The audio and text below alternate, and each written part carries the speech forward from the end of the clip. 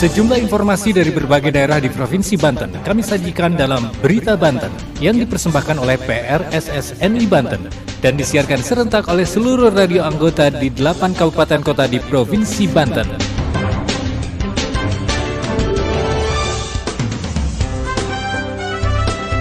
Apa kabar pendengar? Anda kembali bersama kami di Berita Banten PRSSNI Banten edisi hari ini, Senin 27 November 2023. Sejumlah informasi dari berbagai wilayah di Provinsi Banten kami hadirkan kembali untuk Anda yang disiarkan serentak oleh seluruh radio anggota di 8 kabupaten kota di Provinsi Banten.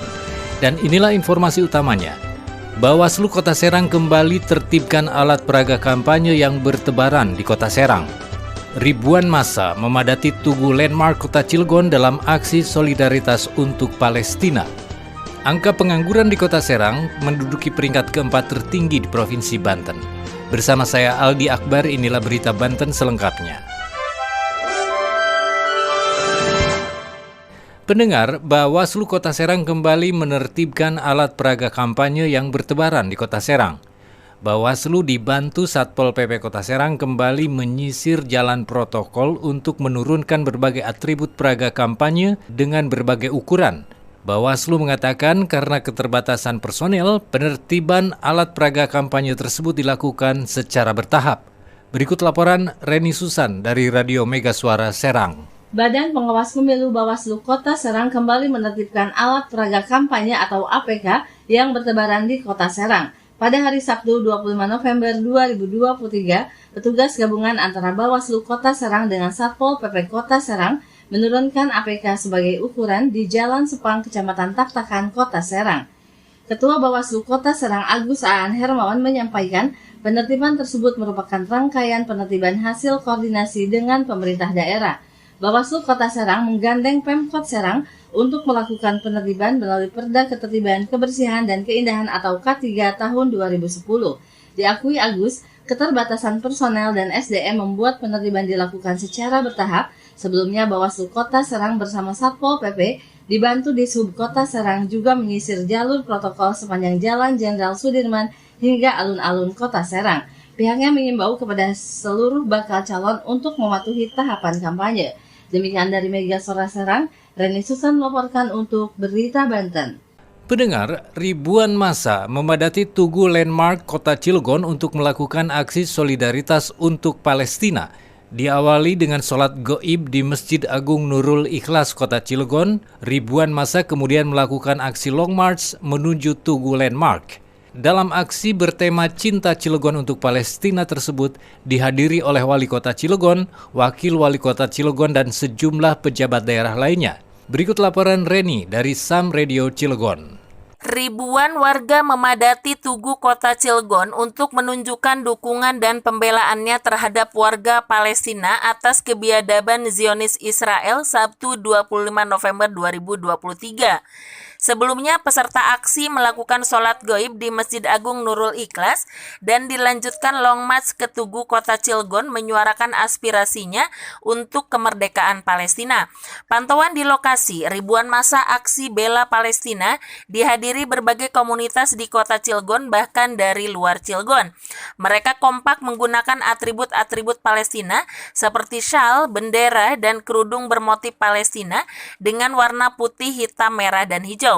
Ketua Panitia Aksi Bela Palestina, Junaidi, mengatakan aksi bela Palestina di Kota Cilegon diperkirakan diikuti oleh 5.000 orang. Aksi ini memberikan pesan bahwa masyarakat Kota Cilegon mendukung Palestina. Untuk itu, dalam aksi ini pihak panitia mengusung tema Cinta Cilegon untuk Kemerdekaan Palestina. Pada kesempatan itu, pihak panitia juga menyampaikan terima kasih kepada instansi terkait dan sejumlah relawan dalam mensukseskan aksi bela Palestina, sehingga berjalan lancar dan juga sukses. Untuk diketahui, dalam aksi tersebut turut dilakukan penggalangan donasi untuk disalurkan langsung ke warga Palestina. Pada aksi tersebut berhasil dikumpulkan donasi sebesar 500 juta. Sementara itu, Wali Kota Cilegon Heldi Agustian mengapresiasi masyarakat Kota Cilegon Cilegon yang luar biasa antusias dalam memberikan donasi untuk Palestina. Pada kesempatan tersebut, Wali Kota Cilegon menyampaikan terima kasih kepada seluruh panitia, ormas-ormas Islam di Cilegon yang menjadi salah satu kesatuan sehingga bisa mengumpulkan donasi ratusan juta. Demikian Reni dari Sam Radio Cilegon melaporkan untuk Berita Banten. Berita Banten. Anda masih bersama kami di Berita Banten PR SSNI Banten. Pendengar, saat ini Kota Serang menduduki peringkat keempat jumlah pengangguran tertinggi tingkat kabupaten kota di Provinsi Banten. Jumlah pengangguran yang tinggi tersebut menurut Dinas Tenaga Kerja dan Transmigrasi Kota Serang dikarenakan tidak adanya kewenangan dari pemerintah daerah untuk memberikan sanksi kepada perusahaan yang tidak memprioritaskan tenaga kerja lokal. Berikut laporan Asri Aulia dari Radio Ramaloka Serang. Pemerintah Kota Serang selama ini tidak dapat mengakomodir masyarakat yang tidak memiliki pekerjaan. Kota Serang menduduki peringkat keempat dengan jumlah pengangguran tertinggi seprovinsi Banten.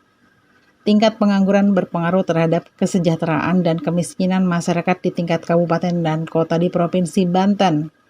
Kasus pengangguran dikarenakan pemerintah Kota Serang tidak tegas dan peka dengan sanksi yang diberikan pemerintah Provinsi Banten melalui kewenangan di Dinas Ketenagakerjaan dan Transmigrasi Provinsi Banten. Kepala Dinas Ketenagakerjaan dan Transmigrasi Kota Serang Muhammad Popino Priyadi mengatakan, apabila kewenangan pemberian sanksi terhadap perusahaan diberikan kepada pemerintah daerah, pihaknya dapat mengintervensi perusahaan untuk memprioritaskan pekerja lokal saat membuka usaha di daerah.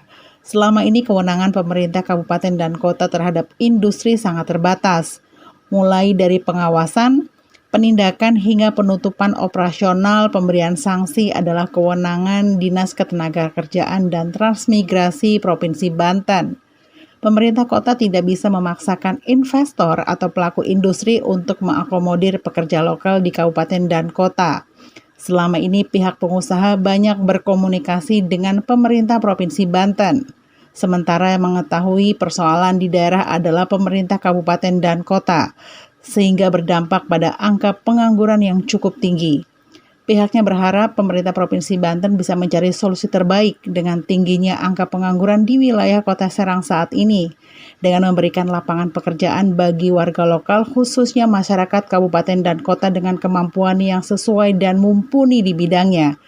Demikian berita sekitar Banten, Asri Aulia melaporkan dari Ramaloka untuk Berita Banten. Demikian sejumlah informasi yang telah kami sajikan untuk Berita Banten kali ini. Saya Aldi Akbar, sampai jumpa. Terima kasih Anda telah mendengarkan Berita Banten yang dipersembahkan oleh PRSSNI Banten.